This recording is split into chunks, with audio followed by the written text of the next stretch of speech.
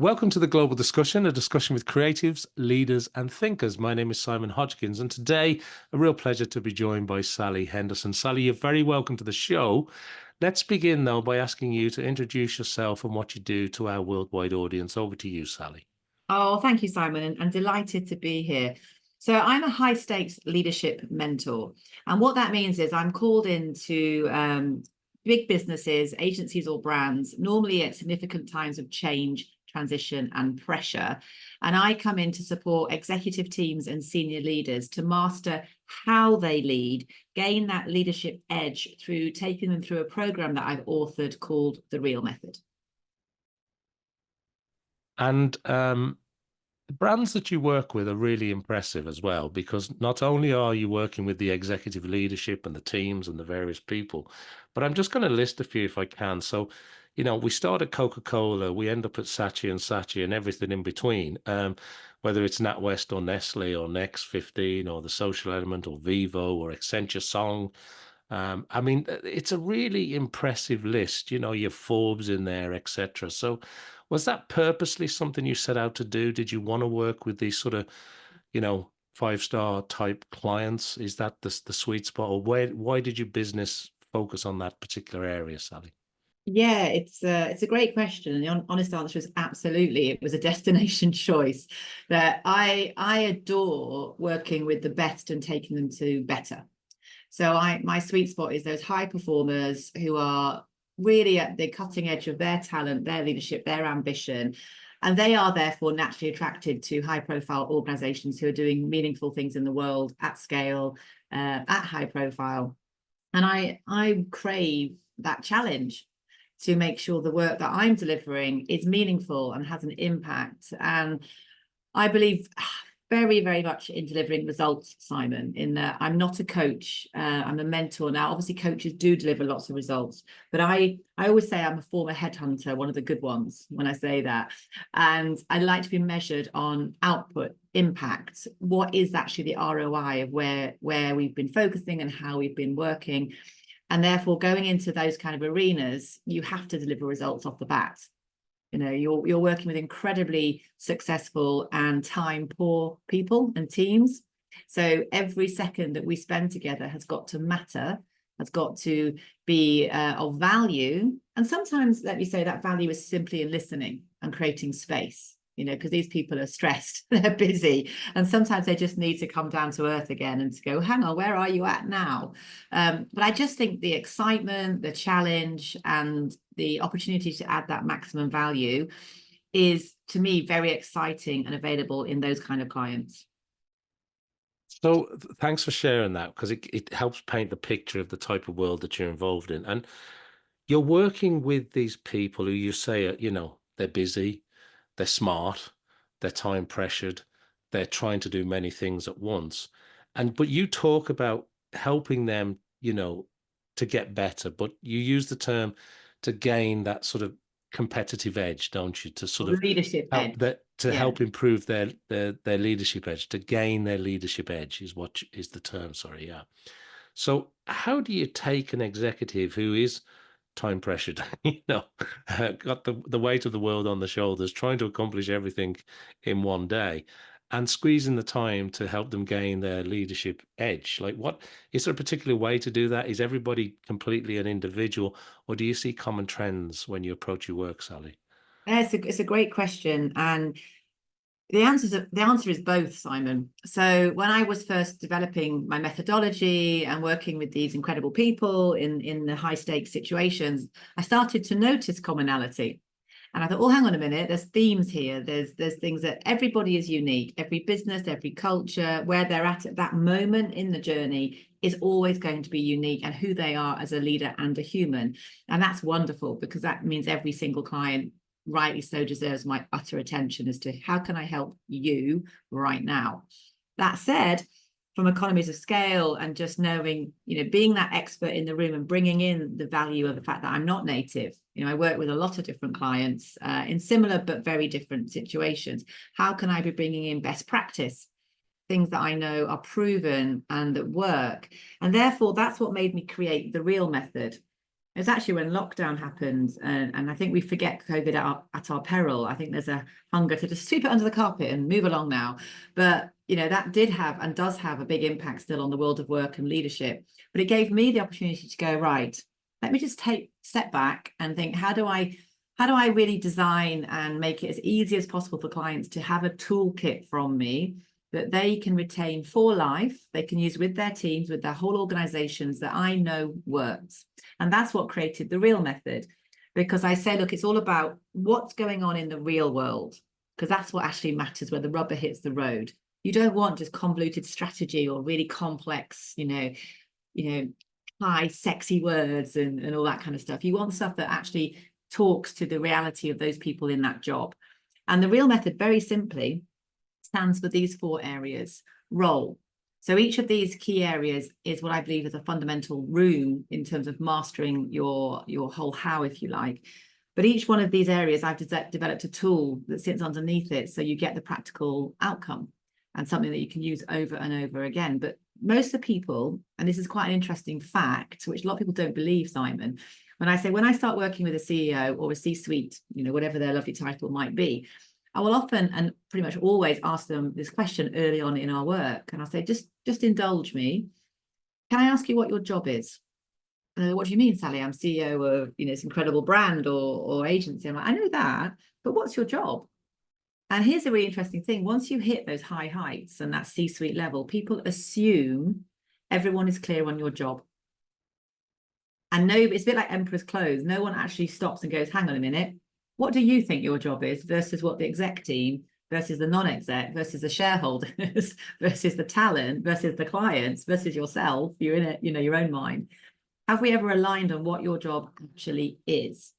And I would say 10 out of 10 of my clients are operating without an effective, not a job spec, it's not about having some HR document in a folder somewhere, but aren't operating with that real clarity on role and how to set up for that. So that's something that I have the 5 R's to drive successful change. It's a very proven, very easy way of going, actually, I can get my head around this. I can get some structure. We then go to emotions.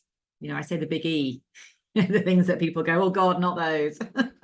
Let's put a lid on that, or let's open it up and spill it out massively. But how you feel, Simon, about your situation dictates how you're thinking and acting. We are animalistic beings, and that's a great thing. But emotion at senior level is often not allowed to be true. Because let's be honest, if you're the CEO and anybody in your organization asks you, how are you? You're probably not going to turn around and tell them the absolute truth. Because they actually, interesting other point, often they don't really want to know either. They want you to care about them and to grow their career. So giving the space to my clients of going, God, how are you? Like, where are your emotions at? Are they working for or against you? And I've got a tool called Strip and Breaking Bread, Uncomfortable Truths. And it's fascinating when you do it with the team, when you get people around to actually own uncomfortable truths and work on them in a very structured way. That's transformational. I know it's a very cliched word for the world that I inhabit, but it is transformational. And then we need to know, what are your accelerators? What motivates you? I actually partner with a tool called motivational map profiling for that, to go, here's a science-based way of measuring your fuel. And interestingly, again, 9 out of 10 people can't self-assess accurately about what gets them out of bed at this level of their career. And the final thing is their leadership. What is your leadership style on 2 levels? Truly, what is it now at this stage in your career? Because you've probably never had time to think about it. And equally, nor have you had to, because you're flying and you're doing really well. But also, if you're driving this huge change as the leader and as part of the leadership team to an outcome in very difficult market conditions, how will your leadership need to have evolved ahead of time? And you can play with the fact that your brain doesn't know the concept between fact or fantasy, past, present, or future. Just let that sit for a minute. Your brain truly does not know the difference between past, present, future. It's a construct. Time is a construct. Nor does your brain know fact or fantasy. We are all reading situations based on our subconscious filtering of what we interpret that event to mean. It's fascinating. And when I got my head around that, my head just buzzed. It's like, oh my God, that's kind of, but it's true. Yeah, no, I love it. I like that a lot. Yeah, that sort of emotional filtering, as you say. Yeah. It's true. Yeah. And therefore you take out a read. But here's the other fascinating thing which brings ego into the conversation. Whatever you believe to be true, even if it's not in your best interests, your brain will seek to validate that. Yeah. So if I said to you, guess what, Simon, the best people on your podcast ever have a green stripy background behind them, you'll be like, wicked, I've got one. I've got a really good guest here. But if I said, oh my God, don't get a guest with a green stripy background because they're proven to be really, their stats are terrible, you'll be like, oh, sugar, I can't believe I've got a green background here. Now, neither of those may, that's irrelevant what the background is. But just putting that thought in your mind, it has an impact, therefore, how you show up. But that's happening subconsciously. So if you can master that, again, I'm all about mastering how you lead. And you go, right, I'm going to use that to my advantage. I'm going to future forecast how my leadership will have evolved to have delivered those outcomes. And you trick your brain in a positive way. I mean, it's classic neurolinguistic programming, but from a healthy manipulation, not a bad one. Your brain then goes, oh, thanks, a roadmap. Why didn't you just give me that before? I will now crack on.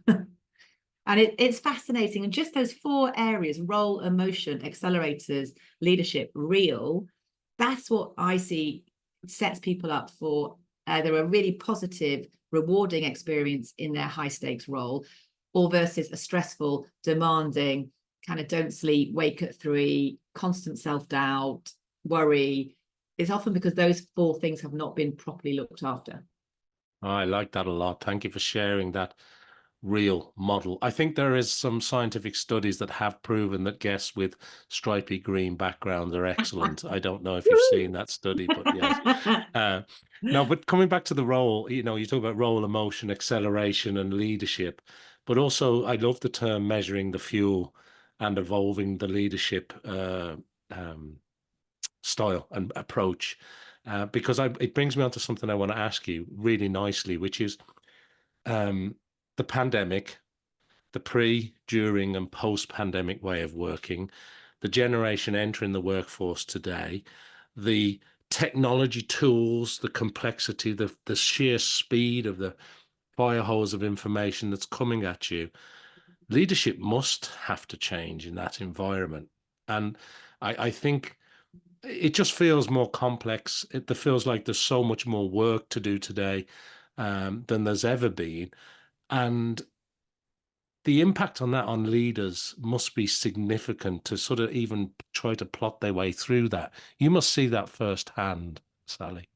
Oh, it's a great, I mean, it's a great, we could talk for a week on this, Simon, because that's the reason why I purposely keep mentioning the pandemic when I'm a podcast guest or I'm giving any thought leadership or talk or whatever, because I see the impact of those years on people and organizations, both inside and outside of work, because I think what we are perhaps not acknowledging enough, and there's a fine line, we also need to be getting on with it, moving forwards, not wallowing, but burnout is literally just under that surface from what I read in the world.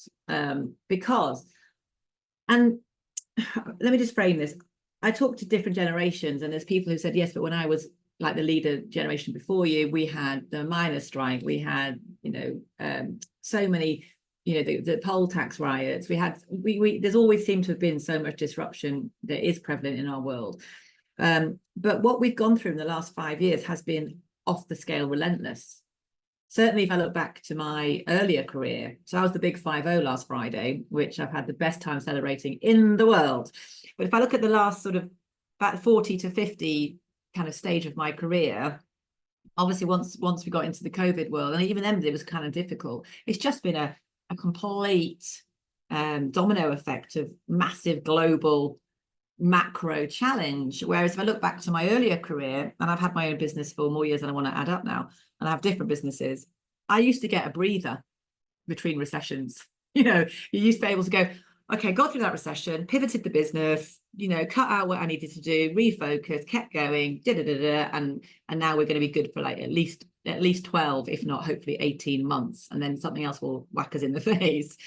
We have not had any respite, like not even a day, I don't think, between massive global seismic economic social technological political challenges. And the relentlessness of that decision making and adapting, and we don't have the answers because who knows what the right way to work is at the moment. You know, you've got younger generations who aren't getting that organic filtering of just picking up their craft from being around people in the workplace. You know, there's a whole different range of views, and it's too early to say which are right and which are wrong. And maybe it's never going to be that binary. You know, it's whatever's right for you. But the pressure that people have been under, and especially senior leaders, with that relentlessness. And again, let's not overlook the emotional pressure that leaders had to cope with in lockdown. Personally, everyone's life blew up. Some people horrifically, ultimate worst outcome. But you know, those of you with kids, you've got your kids at home. You know, it's that absolute smashing of worlds. And I had a CEO who once said to me, who's incredibly enlightened, like an amazing leader. Even they said the emotional burden of leading in this last year has been off the scale. I've never known anything like it. And that hasn't really stopped / didn't get our breath to just go, okay, the world is stable. Like, and I think the advent of technology and the pace of change and the expectations, and it's more for less, quicker. You've got all these talent gaps. And I coined a phrase years ago, Simon, when I was a headhunter, called the glass step. And I think what we've got happening, coming through, just maybe starting to hit the world now, is because when I was a headhunter many years ago, if anyone had less than 3 years in their previous role, I had to explain why they were not a flight risk to my client. Yeah, 3 years, literally. Now you're lucky if someone's got 12 months, you know, or 18 months, and they don't, it's too easy to change. I'm not saying it's not also a good thing, but from my experience looking in, I think we're going to have a talent hit where there's a glass step that's not a ceiling so much, but a step of real depth of knowledge, real apprenticeship, real learning a craft. If you look at any traditional craft out there and the apprenticeship required, it's intense, isn't it? I was once watching this really actually quite dull program on BBC Two, I think. Had a basket weaver in or something. I'm normally a bit cooler on my, no offense to basket weave fans out there, but there was some kind of really special way that, no, it wasn't, it was that thing you carry in the garden, the trug. Yeah, trug, that's its name. Who knew? I didn't know either. 7 years to be a master trug maker. 7 years of whittling wood before you could call yourself a master. And I think therefore this lack of valuing longevity and seeing through difficult times and difficult relationships and boredom. I know when I was in the earlier part of my career, some of the stuff I did was boring as anything. I'm not saying, again, that's necessarily right, but it taught you a resilience. It taught you the depth behind your trade that you were developing in. And I think, and again, with the fact that we're all quite fragmented now, we're not having that natural filter down from the generations in the workplace. I think it's really hard for those younger generations to get the depth with the knowledge. And they're also being taught, like, you can have everything and anything, and you can go and be an influencer, a content maker, and it's so fast. And I just think, crikey, that's a hard ask.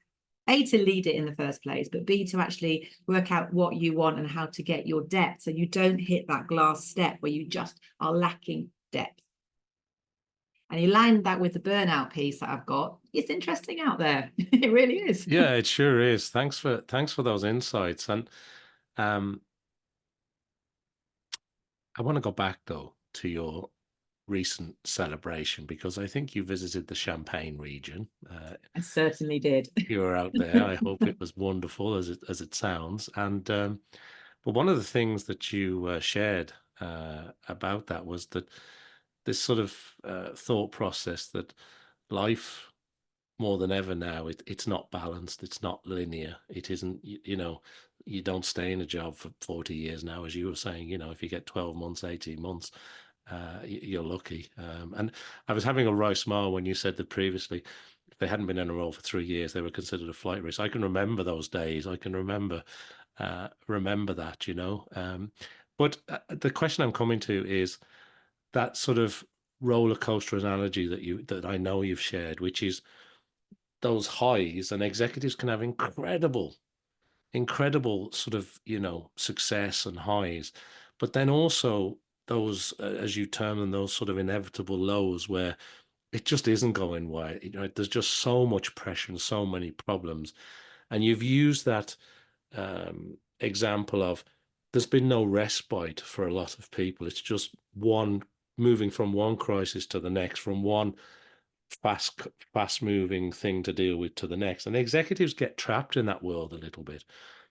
And I want to relate that back to your sort of vacation champagne region celebrations, because often when executives take a step back, and I can include myself in this, you see things clearer, you get a little bit of R&R, you think better, you think straighter. And yet it's something that sometimes gets left for executives. They don't focus on themselves because, as you say, they're carrying that emotional responsibility for everybody in the organization. They have a duty to the shareholders. The stock price needs to go up. They've got to make sure that next product launch is right. But sometimes coming back to the human side of it and looking after yourself as a human for executives, your work must go into that area too. Oh, 100%. I always say, look, I'll work with the whole person because we have to. You're not a job title. If you're not happy at work or at home, everything is going to be impacted negatively. So I've done, actually this year I started to run a series of free leadership webinars, busting some common myths out there, because I just felt compelled. I wanted to help more, and I wanted to offer what I know works at this executive level to other senior leaders out there who may not have the budget to invest in this one-on-one.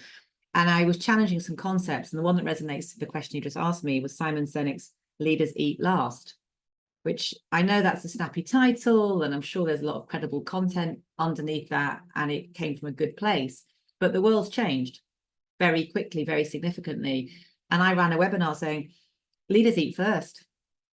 Leaders have got to eat first, because if you're not putting the classic oxygen mask on first, I could use very colourful language, say you're not in a good place, beginning with F. You literally are, you're just knackered and you're inhibited. But we're taught that it's bad to be selfish, and you should be giving and giving. And yes, don't get me wrong, servant leadership has an incredible impact, but it's all about balance. And I think, again, with anything, like when that concept first came out, and again, my other webinar was don't bring your whole self to work, because that's exhausting. I know, imagine if you and I started to chat now, Simon, like you were my brother. It would be a bit weird, wouldn't it? The social constructs, the norms, the deviants are different, and that's great. I have one brother, and we have that, and that's ours, no one else's. So all these expectations on people to be all things to all people, and let's have a blend of work and life. It's like, well, yes, in theory that sounds amazing, but in reality that's exhausting. And when people have been coming on these webinars where I'm going, you have permission to be selfish, it's okay. Because guess what? If you don't, everything else is going to be harder. And it's not a bad thing in terms of linking it. Obviously, you don't want someone who's been selfish for bad reasons. But when you're linking it to looking after yourself and going, I just need some time out. I just need to refresh. So what my clients are telling me all the time is I'm not getting to the big thinking, because I'm so busy just firefighting and being in the weeds and just getting stuff, helping everyone get stuff done. I can't get my hands on the big thinking, which is actually my job. Because also their energy is depleted. So by helping clients, I've got lots of structures and techniques of how to do this, hence Master How. By giving people, firstly, permission, you're okay, you can do that. And then techniques and structures on how literally you can make that work in a demanding world, because you can take your time back. You actually do have time. You've just lost the art of managing it well and saying no and creating boundaries. And yes, we want to be real people. When I say don't bring your whole self to work, people can get very, very itchy about that. Like, oh, authenticity. I'm not saying that. Like, stop being quite so reactive. Listen to what I'm saying. I'm saying you have permission to create beautiful space between your worlds inside and outside of work, whilst being the same person. But then you cherry pick which bits are relevant to bring across, or which bits just can stay in one, because that's where they belong. And that's also lovely. So by just challenging some of these leadership beliefs that when they were created, truly, I believe, came from a great place and were needed at that time of the world and that time of leadership, we have changed so fast in such a short period of time. Looking at some of these kind of de facto beliefs about how you show up as a leader, it's time to challenge them and go, hang on, do we just want to either blow it up let it go or tweak it, because it's time for it to serve us better in the real world that we have to actually operate in now. I love it, Sally. I love the fact that you're challenging some of those zippy, nice to hear phrases, because you're right. It is good to maybe consider and to think about it. And I particularly like the example you shared about that person you're working with at the moment, where they're just not getting to the big things. And we can all fall into that trap of the hamster wheel of just becoming task orientated. There's so many burning fires or tasks that need to be done, but you're focusing on the urgent constantly, right? As opposed to the important stuff that actually moves the needle faster in the long run. But unless you take a step back, unless you put your 100%. own mask on first, you won't get there. So thank you for sharing that. It's very insightful. Pleasure. Absolutely. Um, let's move on a little bit, because I want to ask you about um, the next 6 to 12 months. You're obviously deeply involved in this work. You've got huge tools and structures and able to help these teams and these large companies with these challenges. But when you think forward about your own business now, to focus on you a little bit, what are you thinking about over the next 6 to 12 months? What's on your radar? What's on your mind? How does that work from a planning perspective in your world? It's a great question. And I'd love to say beautifully, Simon, perfectly. What a role model. No, we're all a work in progress. And I would be a hypocrite if I was like, I've got it all sorted. I don't need anyone. So interestingly, this year has been a bit like my second album. I was chatting with someone on a call today, and like 2023 was just off the scale brilliant. I smashed so many records and had the time of my life. And then this year it's been amazing. It's been great, but it was a bit like, oh, what next? Because I hit a lot of goals. And so that's why I sort of stepped back myself at the beginning of the year and say, I need and want to push my thinking on, to push the offer on, to simplify it, to make it more accessible, to take it out into the world, so that I've got for myself a renewed sense of that edge, mastering my how, and then being much, even more clearer or even clearer on how I want to make an impact out there, and therefore attract the right clients to me. So before I go in the future, I'll kind of stay in the present for a little moment, if I may, which was I've been challenging my conventional thinking, how I do things, wanting to, push my brand to the next level, push me with kindness and also some good positive self-chatter, which is not always easy, to what is the next level for my growth.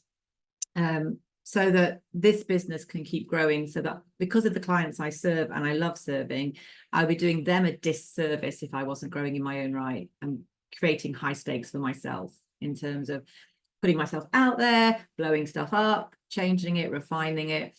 I'm actually when I come back, I'm about to take a sabbatical, Simon. So every year, I've managed to build the company to a place where every year I can take August off, in addition to holidays at other times in the year, just to have, my children now are 15 and 12. So I say, whilst they'll still have me, I kind of want to make the most. And I'm just getting to that cusp, I think, with a 15-year-old. But just to, enjoy being a mum, and that I talk about professional personal identity, that August can be where I really revel in my personal identity. And I'm not thinking about business, and I'm not thinking about my clients and how to best help them. And I can just relax. So I'm going to take August completely off, where I won't be on LinkedIn, and it's a hard thing to put down. I just want to go look. And I love what I do. So, it's tempting to go, I'll just check the emails. But I've learned the hard way that unless you take proper time out, why half take it, take the opportunity. So that when I come back in September, I have a lot of things already in flow that I'll pick up and then really go out there and hit the world with a bang around this thing I'm so passionate about: gain your leadership edge, master your how. So I joke that Simon Sinek is the king of why. Well, Sally Henderson is going to be the queen of how. And look out post September. I love it. I like the fact, and I love the fact that you're in a position where that's how you've structured it now. And what a wonderful thing to be able to do, spend time with the children, focus on you for the month of August. Such fantastic. I'm sure everybody listening or watching you say that is going, yeah, that sounds fantastic. And why not? I mean, that's fantastic.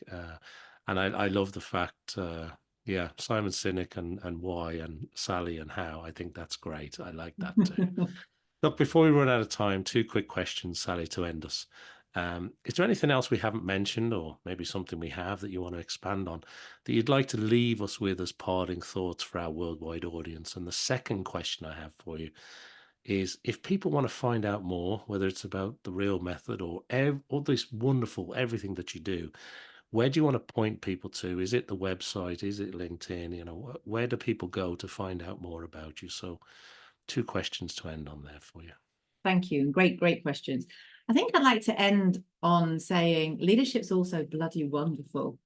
You know, we've talked about the realities, the pressures, the world's been difficult, and that is true.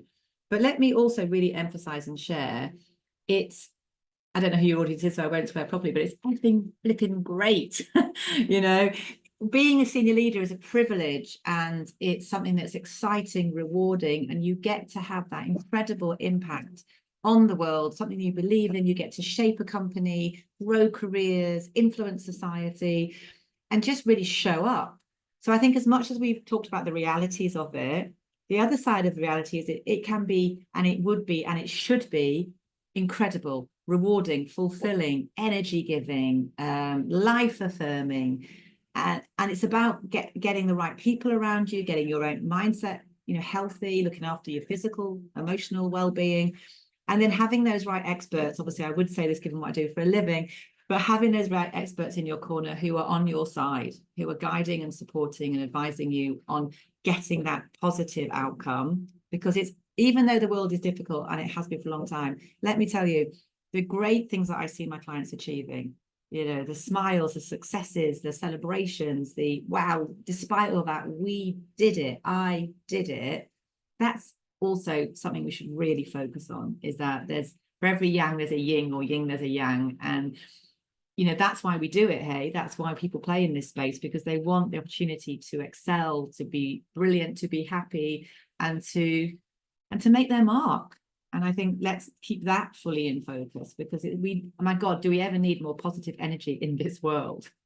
And for people to be going, what's the good side? What's the bright side? Because there is always, I guarantee you, no matter how dark your side might be right now, there is always a bright side.